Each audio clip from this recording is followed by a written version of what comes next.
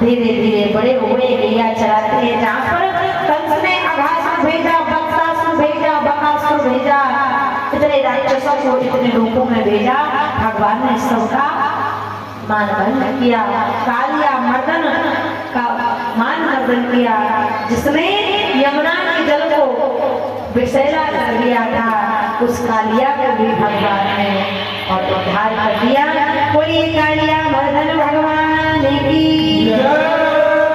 यज्ञ पत्नियों पर कृपा करी। इसको लगाना भगवान एक दिन इतनी गैया चराई कि ब्रह्मा जी को लगा के भगवान नहीं है, तो भगवान की सारी गैया और ग्वाल लेकर ब्रह्मा जी ने अपने ब्रह्मलोक में रख लिए। जब एक साल बाद देखा तो जितने ग्वाल वाल वहां थे उतने ग्वाल वाल यहाँ पे ब्रह्मा जी की बुद्धि चकरा गई। अरे मैं ये क्या कर रहा था, भगवान के चरणों में प्रार्थना करने लगे, क्षमा कर दीजिए प्रभु, मेरी बुद्धि भ्रमित हो गई। भगवान ने क्षमा किया, ब्रह्मा जी के धाम को गए। यहाँ पर एक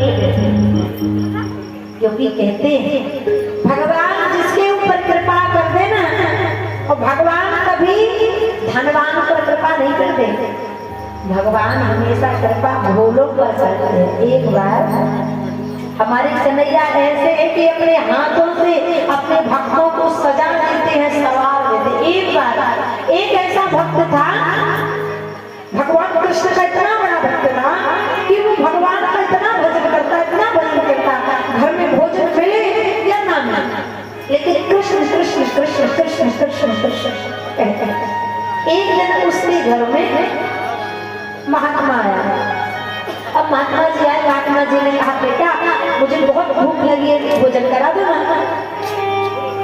और वो महात्मा कोई नहीं, भगवान कृष्ण ही आए थे परीक्षा लेने, क्योंकि परीक्षा लोग कहते हैं कि भगवान हमारी तरह परीक्षा ले रहा है, तो परीक्षा भी उन्हीं की होती है जो परीक्षा देने लायक होते हैं। गधों की परीक्षा नहीं।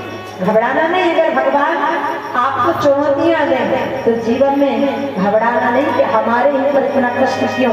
हम जब भगवान की इतनी भक्ति करते हैं तो हम ही इतने परेशान हैं, क्योंकि भगवान अपने भक्तों को तपाते हैं। अब भगवान श्री कृष्ण उस भक्त की यहाँ आए परीक्षा कर, बोले भक्त महात्मा के रूप में आए, बोले मुझे बहुत जोर की भूख लगी है, भोजन करा।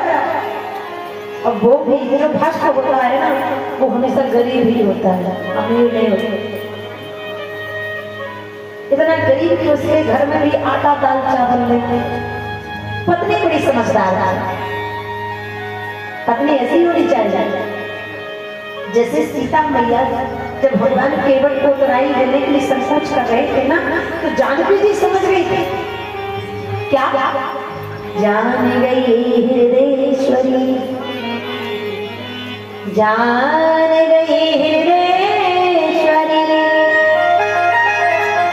हृदयेश्वर की बात और धांगनी है वही जो समझे मन की बात। सीता तो समझ गई थी और मुद्री निकाल कर दे रही थी। आज उस भक्त की पत्नी, उस भक्त का नाम है सखाराम। सखाराम भक्त की पत्नी भी समझ गई कि मेरे पति संकोच कर रहे हैं, महात्मा को भोजन कराने के लिए घर में आटा भाटा नहीं है।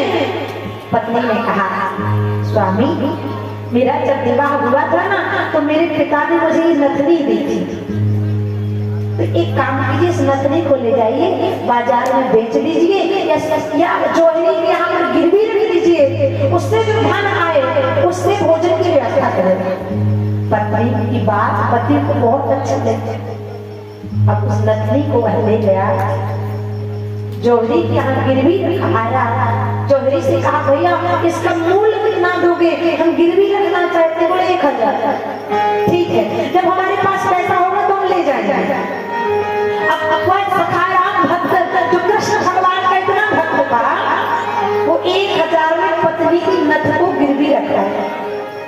उससे सामग्री लाया, महात्मा जी को भोजन कराया, भजन करने लगा। कई दिन बीत गए, उसको नथनी भूल गई। पैसा ही नहीं है तो कहां से नथनी खाएगा? लेकिन जो भक्त अपनी परवाह नहीं करते, हमें परवाह अपनी नहीं, उन्हें परवाह हमारी है। हमारे तो केवल एक रक्षक, केवल सुदर्शन चक्रधारी।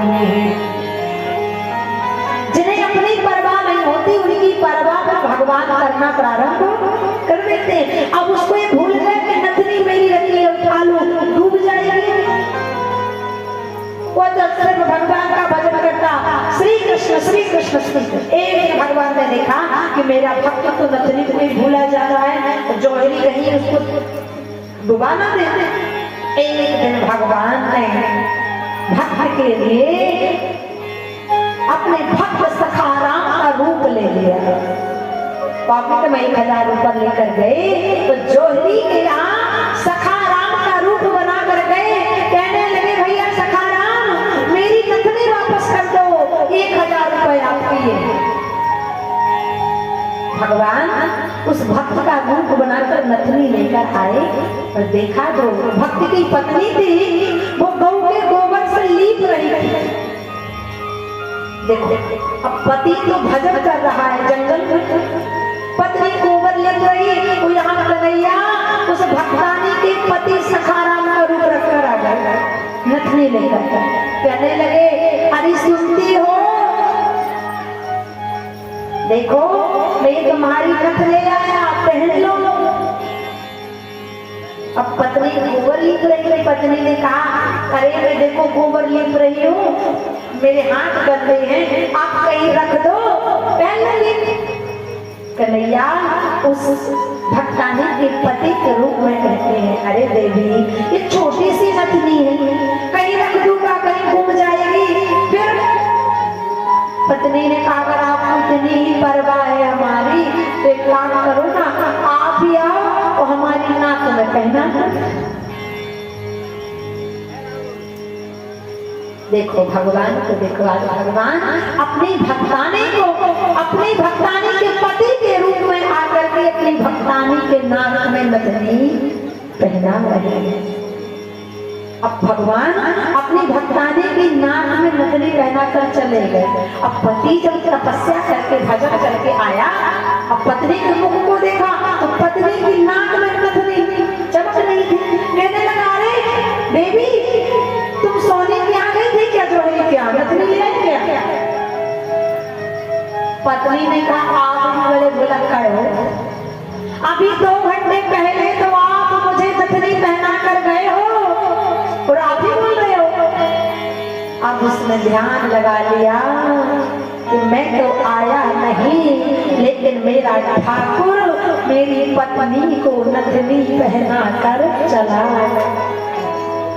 लेकिन अब रोने लगा, कहने लगा मैंने जीवन निकाल दिया, कृष्ण कृष्ण कहता कहता ये जीवन गुजार दिया, लेकिन हे ठाकुर तुमने मुझे एक पीला पटका नहीं दिखाया और मेरी पत्नी को दर्शन देकर चली गए, और पत्नी को छोड़ो उस बनिया को भी दर्शन देकर चले।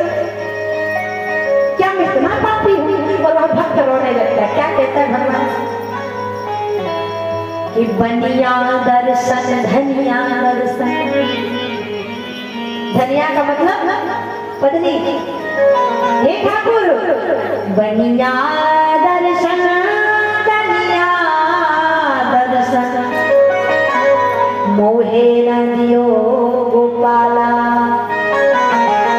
मन भज राधे गोविंद गोपाला। और रोने लगता है और जाकर वृंदावन में ठाकुर जी के चरणों में रोने लगता है।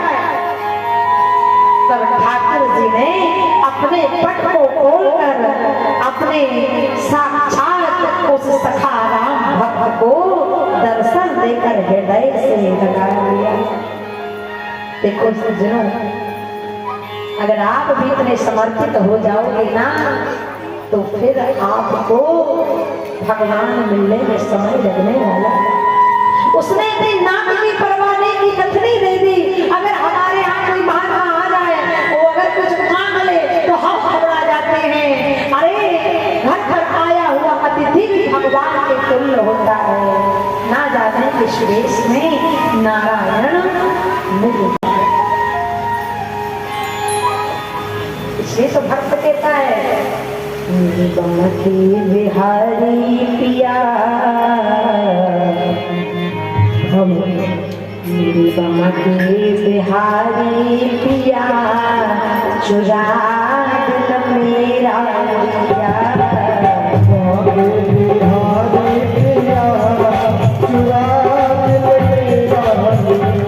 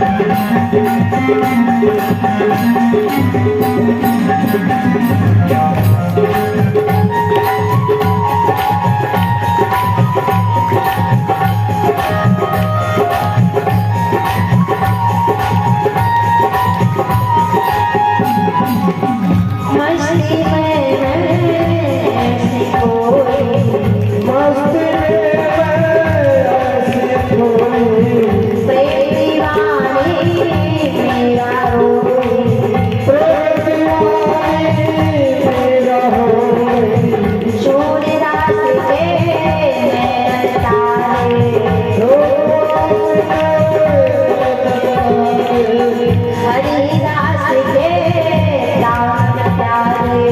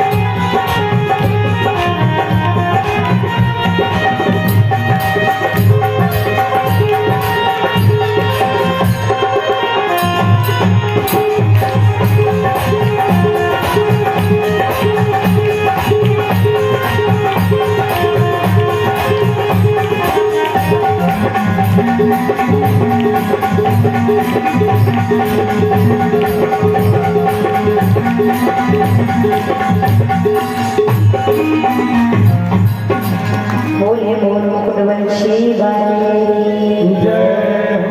भगवान श्री कृष्ण अपने भक्तों पर ऐसे कृपा करते हैं जिसने एक बार ठाकुर की वाणी पर विश्वास कर लिया उस भाव से बेड़ा पार हो गया। क्योंकि कथा केवल सुनने से कुछ नहीं होगा, जो यहाँ पे ठाकुर जी के चरित्रों को बताया जा रहा है उस पर विश्वास करना पड़ेगा। तो विश्वास करेंगे तभी हमारा कल्याण होगा। भगवान श्री कृष्ण एक दिन अपनी मैया से कहते हैं, मैया ये बता नंद बाबा गोरे तू गोरी लेकिन मैं कालो का ही मैं क्यों काला? यशोमती मैया ने कहा लाला तू कालो ना है, तू तो बड़ो प्यारो लल्ला है, तू सावलो लल्ला है। और लल्ला यहाँ से है, मैया ने आज कन्हैया को समझायो कि तू काली गैया को दूध पीवे है, यहाँ से तू करिया हुए है। छोटे से कन्हैया, क्योंकि बच्चा कितना भी बड़ा हो जाए लेकिन माँ बाप के लिए वह छोटा ही। एक दिन तो भगवान ने इतना तक अपनी मैया से कह दिया, भैया अरे तू घर को काम करे तो मैं देखता हूँ कि तू घर का काम करती है, तू थक जाती है, परेशान हो जाती है। क्योंकि भैया मैंने सुना है कि जितनी माँ बाप को खुशी जब उनकी संतान पैदा होती है, जितनी खुशी माँ बाप को होती है उससे 1000 गुना खुशी तब होती है जब उन्हें एक अच्छी बहू मिल जाती है।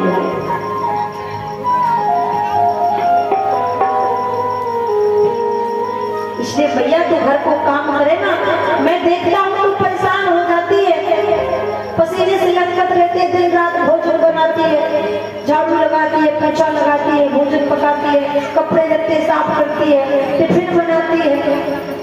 इसलिए भैया मैंने तेरे कष्टों को दूर करने के लिए एक उपाय कर लिया।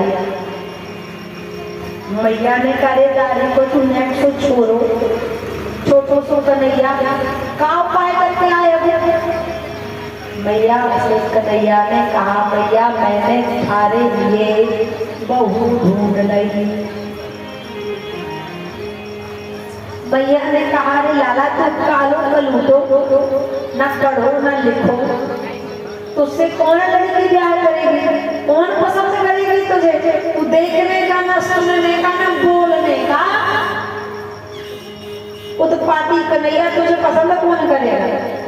कन्हैया ने कहा, माँ तू चिंता मत कर, मैंने तेरे लिए तेरी सुविधा के लिए तुझे बहुत प्यारी बहू ढूंढ ली। उस लड़की से मेरी शादी करा दे तो तुझे आनंद ही आनंद है। अच्छा एक बात बताइए, शादी जो होती है वो अच्छी होती है कि खराब? अब जिनकी शादियां हो गई है उन्हें पता होगा होती कैसी है, जिनकी नहीं हुई है उनको लगता है शादी बहुत अच्छी चीज है, और जिनकी हो गई है उनको लगता है जैसे मैं पहले था वैसे ही अच्छा। एक बात तो एक लड़के का विवाह हुआ, अगर लड़के का विवाह हुआ तो लड़की बहुत पढ़ी लिखी, लड़का भी पढ़ा लिखा, लेकिन जो बहू थी वो घर का कोई काम नहीं करती थी, ना सास ससुर की सेवा करती, ना घर का कोई काम करती। उसका नियम था कि सुबह उठती तो गार्डन में बगीचे में जाकर कुर्सी पर बैठ जाती, एक हाथ में चाय का कप और दूसरे में अखबार पढ़ती, चाय पीती, काम नहीं करती। अब सास बड़ी परेशान हो गई कि बहू मिली, भगवान ऐसी मिली। मैं तो सोच रही थी अच्छी मिल जाती तो घर की बात जो उसके हाथ में दे देती तो मैं मथुरा वृंदावन जाके भजन करने लगती। अब क्या किया जाए, बेटे से बताया, बेटा कहने लगा भैया टेंशन मत लो, एक काम करते हैं, जो तुमको बोई काटा उसको वो तो भाला, वो भी क्या कहेगा प्यारे पड़ा किसी से पाला। एक काम करते हैं भैया, जब तेरी बहू उठेगी गार्डन में चाय पिएगी, अखबार पढ़ेगी, तो उसी समय आप जाना और हाथ में झाड़ू लेकर जाना, वही झाड़ू लगाने लगना। कुछ देर बाद मैं आऊंगा तो मैं कहूंगा मम्मी, माता जी, भैया आप झाड़ू मत लगाओ, मैं लगाता हूँ। और आप कहना रे बेटा तुझे झाड़ू लगाना शोभा नहीं देता, तू मत लगा, मैं लगाऊंगा। और मेरी पत्नी जब देखेगी कि मेरा पति झाड़ू लगा रहा, मेरी सास झाड़ू लगा रही, तो उसको खुद से शर्म आएगी। तो जब शर्म आएगी तो कहेगी कि पति देव ना आप झाड़ू लगाओ, ऐसा सुना ना आप झाड़ू लगाओ, दो मैं लगाती हूँ, बात बन जाएगी। भैया ने कहा ठीक है, लेकिन अगर ये शेर थे तो बहुत सफा शेर थे।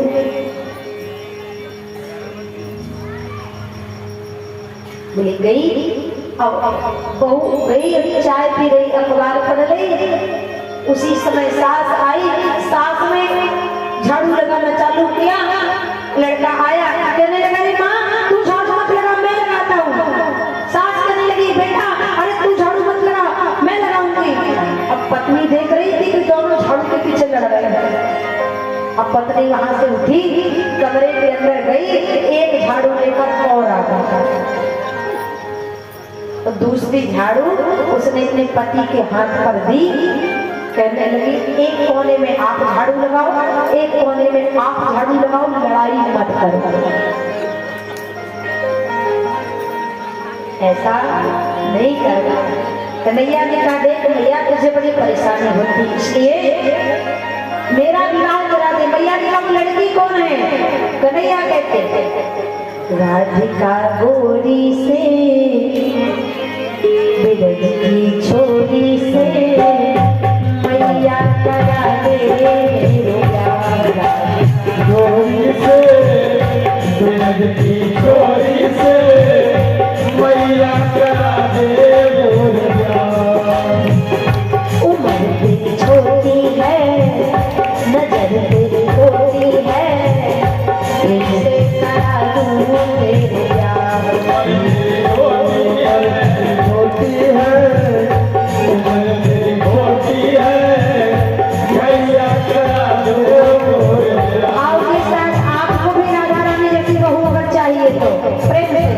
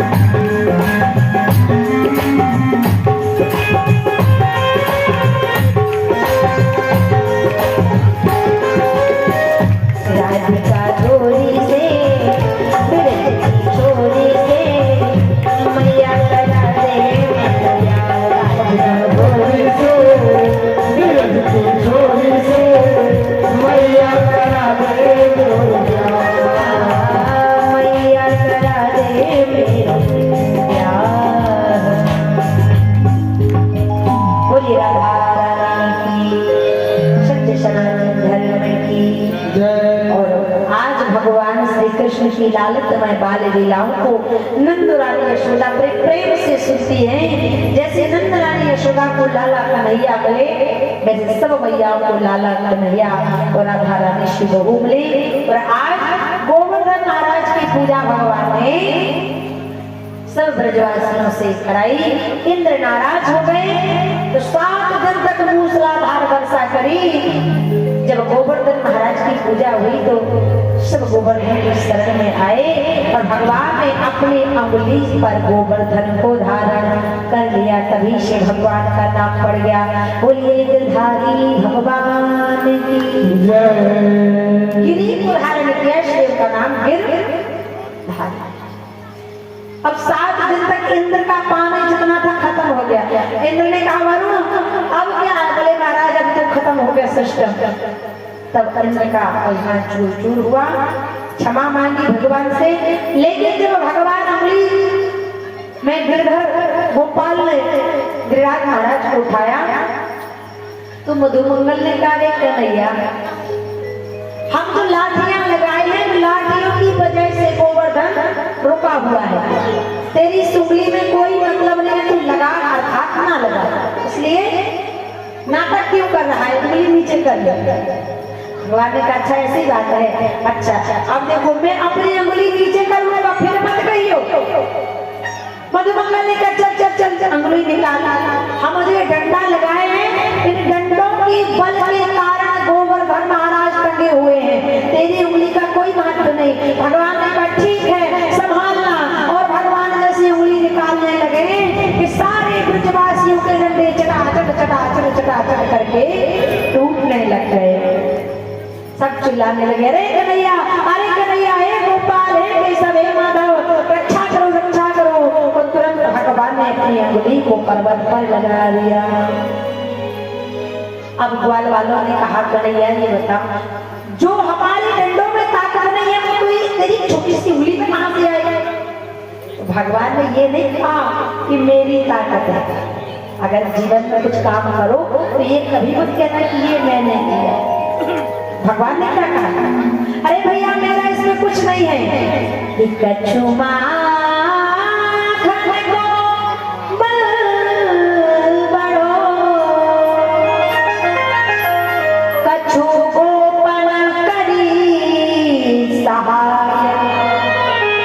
श्री राधे जो की कृपा से मैंने गिरवर लियो उठाया।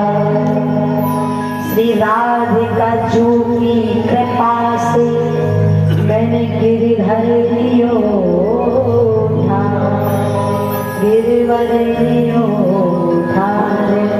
बोलिए गिरधारी भगवान की जय। आज भगवान का नाम गिरधारी पड़ गया।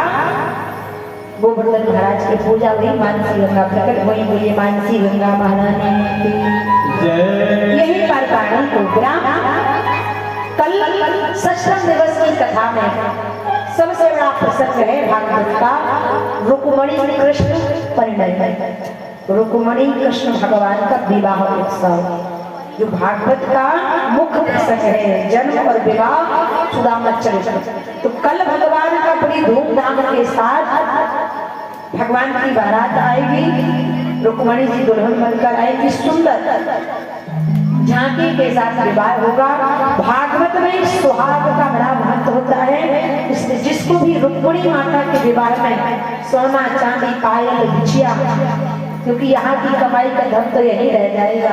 जब हम मर जाएंगे गले में लाख रुपए का हार पहने रहेंगे तो वो साथ में जाने वाला बेटा और बहू उसको जलाने के पहले गले से खींच लेंगे। लेकिन अगर ठाकुर के विवाह में ठाकुर के लिए दान पुण्य कर देते हैं तो वह फिर हमें उस परलोक में काम आ जाता है। और विवाह के दिन सोने का बड़ा दान है, सोने का बड़ा महत्व है। इसलिए जिसकी जो इच्छा हो, सोना चांदी पायल बिछिया, धन दौलत हीरा मोती साड़ी धोती, जिसको जो रुक्मणी मैया को दान करना है, क्योंकि दान ही साथ में जाता है, उसको जाने वाला नहीं है, भागवत साक्षात कृष्ण का विग्रह है। इसलिए कल सभी लोग लाल लाल साड़ियां पहन कर आएंगी माताएं और 16 श्रृंगार करके आएंगी भाव के साथ। जिन मैयाओं के सुहाग हैं खूब श्रृंगार करके आए और भगवान के कल विवाह का आनंद लें। बोलिए गोमणि कृष्ण भगवान की जय हो, कृष्ण भगवान की जय हो। दो बार राधा रानी के नाम का कीर्तन, इसके बाद श्रीमद् भागवत महापुराण की आरती, 56 भोग का प्रसाद, दोनों हाथ उठा के ताली की सेवा के साथ। वो झूठी दुनिया से मन को हटा ले, झूठी दुनिया से मन को हटा ले, ध्यान राधा जी के चरणों में लगा ले, नसीबा तेरा जाग जाएगा, नसीबा तेरा जाग जाएगा, नसीबा तेरा जाग जाएगा, नसीबा तेरा जाग जाएगा।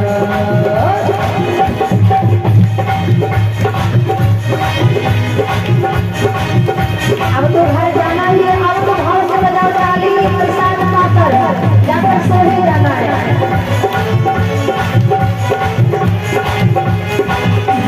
नसीबा तेरा जाग जाएगा, नसीबा तेरा जाग जाएगा। बोल बोल बोल बोल बोल बोल बोल बोल बोल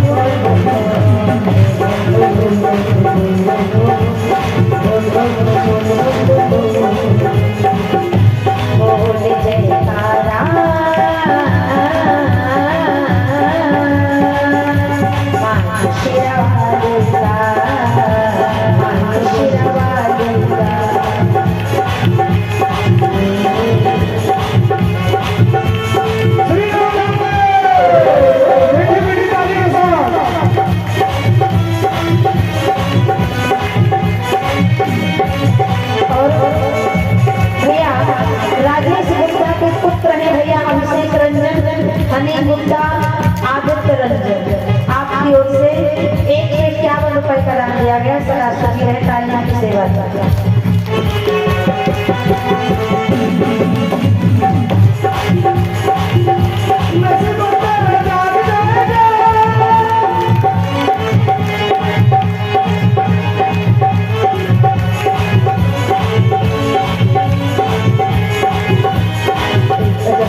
के कारण चमत्कार हो जाए, पिछड़े भी मिल जाए, मन की कृपा जो हो जाए, के कारण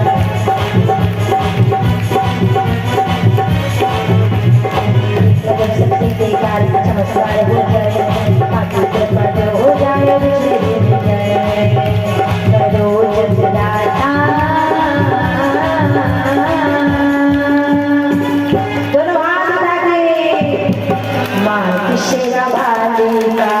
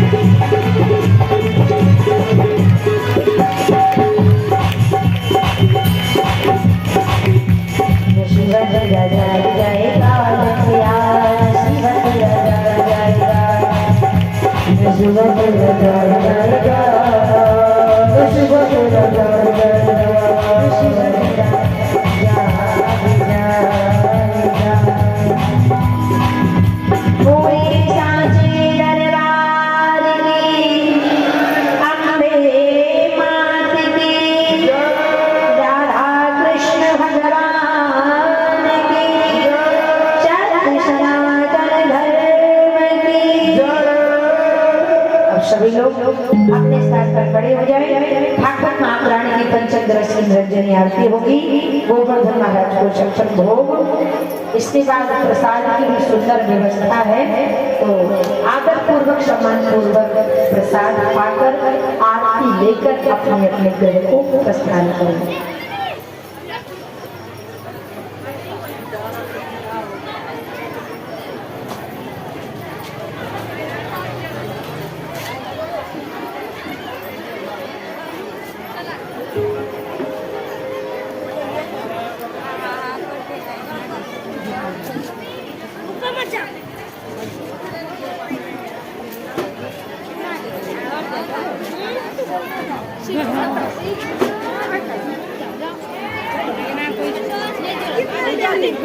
जो भक्त पीछे जो आगे आ गया सब लोग प्रेम से भाग्य को अपना आरती करें।